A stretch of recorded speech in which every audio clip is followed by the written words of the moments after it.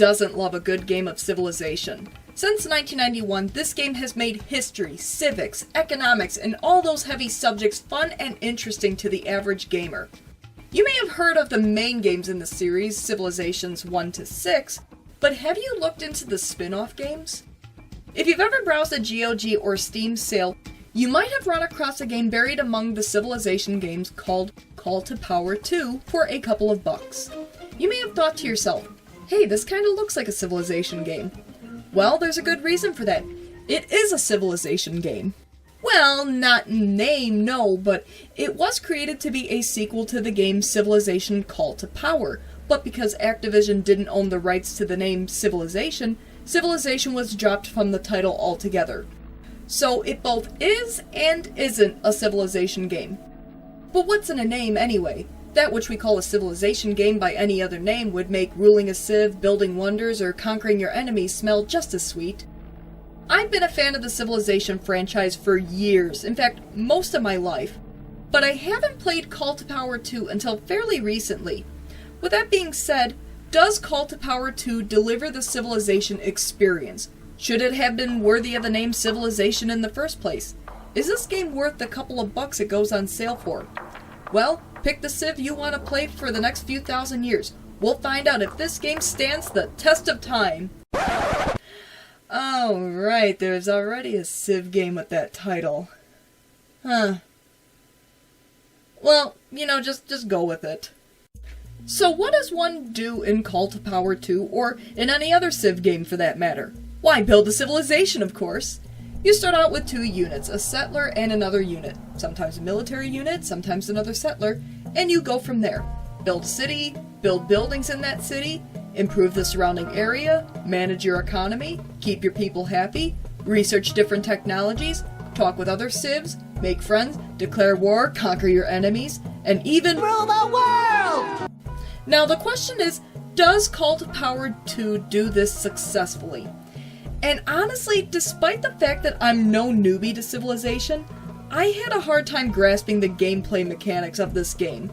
I mean, the basic ideas are still there. Food will increase your population, production allows you to build buildings and units faster, commerce adds gold to your coffers, the usual. But it's actually going about getting enough of those things that comes with the learning curve. Where most civ games have you improving tiles with units, having a unit build farms, mines, or trading posts where the only limit was having enough space to build, Call to Power 2 has you rely on public works that build up over time to purchase improvements. This can seriously limit your ability to get a city up and running, so I'm not a fan of this concept. Sure, you can change things around in your Empire Manager, but you have to know what you're doing or else you'll throw other parts of your empire out of whack. As you get further into the game, you have the option of increasing your yields by hiring specialists, which can increase food, production, commerce, and even happiness or science at the cost of efficiency. This can help a little bit, but the problem is that each type of specialist becomes available over time, sometimes much later in the game than when you need it. Oh, do you need more production in your cities during the early game? Too bad! You have to wait until the industrial era before you can hire laborers. Maybe it's an interesting challenge, but in my opinion, Civilization games are already challenging, and I didn't need this much of a headache trying to get my yields up to a reasonable level. Well, gameplay is all fine and dandy, but how is the user interface?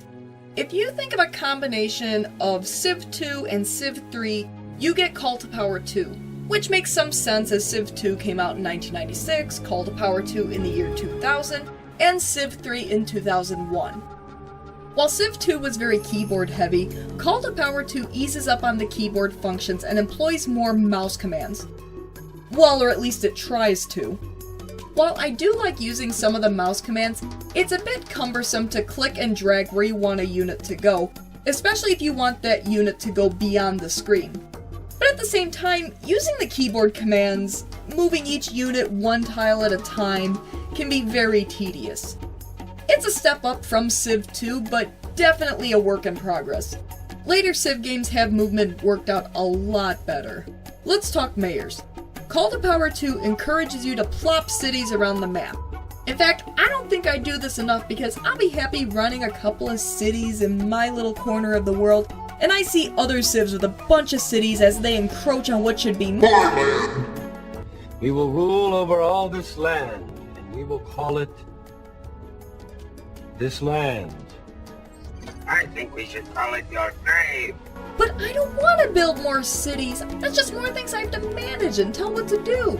And sometimes I don't even realize I have a city working on nothing at all. Like, what is this?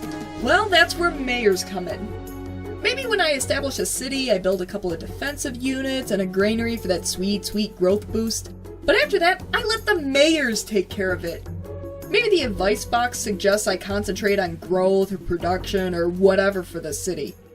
Well, Mayor, you know what to do. I'm off to conquer Scotland, I guess. Speaking of combat, battles are also a step up from Civ 2. This must have been one of the first occurrences of creating armies in the Civilization franchise. You can group up to 12 units as an army and move them as one, as opposed to moving individual units one at a time, making moving in for an attack much easier. It's also nice to see entire armies duking it out rather than individual units. Because of that, it's a good idea to have a good combination of units in your armies. Maybe some range units, maybe some close range units, siege units, cannons. Cannon to the right of them, cannon to the left of them, cannon in front of them, volleyed and thundered. It also makes battles that much more impressive to watch. Where other Civ games have the units on the board fight each other, in varying degrees of detail depending on the game of course, Call to Power 2 opens a window where you can watch the battle and even call retreat if it's not going well. And if you don't feel like watching the battle, you can simply close it out and get the results. But fighting isn't the only thing you can do in Call to Power 2. There's diplomacy! Oh. See, one of the things I've always loved and looked forward to in Civilization was the leader screens. It started with 3D rendered ambassadors in Civ 2 to the leaders themselves appearing in subsequent games, and that's one of the things I'm most interested in for an upcoming Civ game. This is just a letdown.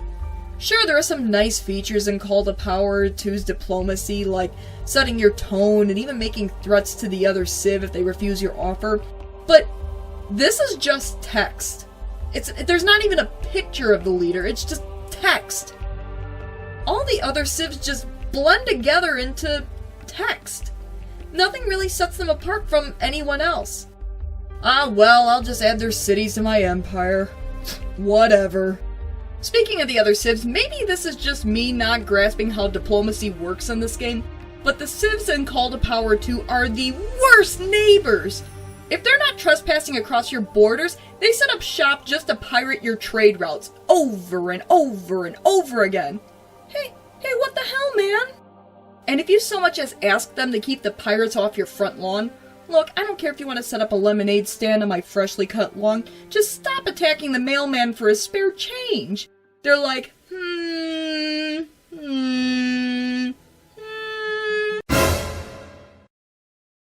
Oh, and don't you dare think about doing the same to them, because to them, turnaround is not fair play, and you better get off their lawn, or else. I can't even make friends with these people. Hey, you want a peace treaty? I just want to build my Civ over here, and it'd be way cool if... Oh, well, okay, I guess. Well, after the letdown that was diplomacy, let's talk about something impressive about this game. The InGame Movies. Maybe it's some nostalgia, remembering my older siblings playing this game, but I love the opening video. The grandeur of days past is on display in this video, from the time of the pharaohs to the age of exploration, to a distant future where exploration of the seas has started. Huh, apparently our future is looking more like Seaquest DSV than Star Trek. The 21st century, mankind has colonized the last unexplored region on Earth, the ocean. As captain of the Seaquest and its crew, we are its guardians, for beneath the surface lies the future. Well, ocean sci-fi is a genre that's too often ignored. Well, that's not gonna stop me from making Star Trek references. We can't be afraid of the wind, Ensign. This grandeur is also reflected in the Wonder movies. See, not only do you get a bonus no other Civ gets in the game for building a particular wonder, but you also get to view a pretty sweet video. This is the thing I miss the most in recent Civ games. As much as I love Civ 5, and I really do, I felt the loss when the Wonder videos were reduced to a single picture. Granted, we got an appropriate quote with it, but still. Even Civ 6's Wonder cinematics lack something. While they returned to Civ 4's showing the Wonder being built, there was more of an impact in 4 seeing the evolution of diagram to building in progress to finish Wonder. But I miss seeing the Wonder itself. A look inside the Forbidden Palace, the building of the pyramids, seeing history stored within these real historical places in early 2000s 3D graphics. You can tell a lot of thought and care went into these videos, and I don't even skip these videos no matter how many times I see them. You may have noted while watching this video the game's soundtrack that I'm playing in the background. While I do like the soundtrack, the big problem I have with it is that it's far too short, so the songs constantly loop over and over through the course of the game. After a while, I even turned off the music just so I can get a break from it. Some songs play the same tune, but with different styles from different parts of the world. For example, the song Shaolin Sun is the same tune as Amathon, but with an Asian style.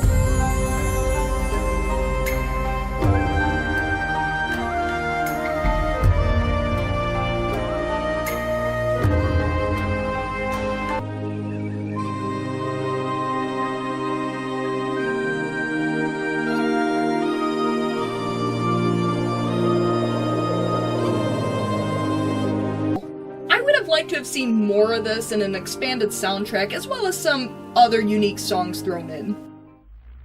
And I think that just about covers it for Call to Power 2. The question is, does it deserve the name Civilization that it legally could not have? Well, when you compare it to earlier versions of Civ, it is indeed a step up. I can't comment on whether it's an improvement from Civilization Call to Power since I haven't played it, but who knows, maybe that can be a future review. It does fall short in a couple of areas like diplomacy, but honestly, if that was fixed, then this would have been a pretty nice hidden gem in the Civilization franchise. But then again, most people play Civilization for the conquest, so who cares about diplomacy anyway? But leaving that aside, what does this game's overall report card look like? Is it a good game to buy for a couple bucks? For graphics, I'm gonna have to give this game an A-. The game looks pretty good for a strategy game from the late 90s, early 2000s. The colors are nice to look at, and the units look like what they're supposed to look like and not a pixel mess. It's a nice upgrade from Civ 2. However, I would have liked to have seen leader screens like in most other versions of Civilization, rather than text. The user interface gets a B- from me. While the user interface offers ease of access for various functions, it's still a little rough in some areas.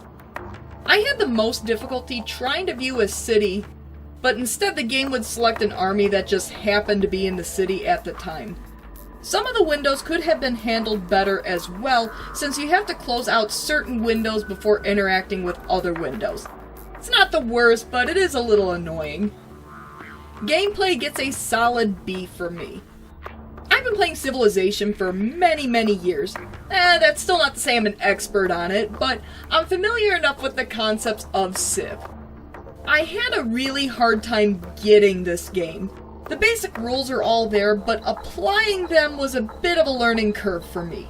I felt the loss of some familiar concepts in Civ, like using units to build improvements as opposed to the public work system that we actually got with this game. But I did get used to it after a while. Once you get used to the gameplay, this game isn't a bad time. Diplomacy could be improved, but still, it's not a bad time. For controls, B-. Are the controls a little clunky? Yes. But because this game serves as a stepping stone from the keyboard-heavy controls of Civ 2 to the more mouse-heavy controls of Civ 3, I can cut this game some slack. The controls are usable, but there are some frustrating moments. The mouse functions could have been better, like clicking a unit and clicking where you want it to go rather than dragging the cursor. It's a little clunky, but it's doable. For value, a very solid A. The price of Call to Power 2 on GOG at the time this video was published is $5.99 full price or $3.89 when it's on sale. With no additional expansions to buy, honestly, I call that a pretty good deal. With plenty of ways to customize the game, the fact that one game will last you a while and has a high replay value as any other Civ game, you'll end up enjoying this game for a long time. Overall, this game gets a B from me. While there might be a learning curve to deal with, as well as pesky neighbors who just won't stay off your lawn, Call to Power 2 offers a different approach to civilization concepts while still keeping the same basic rules. I wouldn't necessarily recommend it to newcomers, but longtime fans of Civ looking for something different yet familiar should definitely take a look at this game. Is it perfect? No. Is it still enjoyable? In my opinion, yes. Once you really get used to this game, you'll be saying one more turn as well. So what do you think? Are you a fan of Civilization? Have you played Call to Power 2? What did you think of it? What are some of the things you liked or disliked about it? Have you played the original game? Is it worth it for me to check out and review? Let me know. As always, thanks for watching my video. Leave a comment, give a like, subscribe, tell your friends. Until next time. I don't expect to fight. Ha!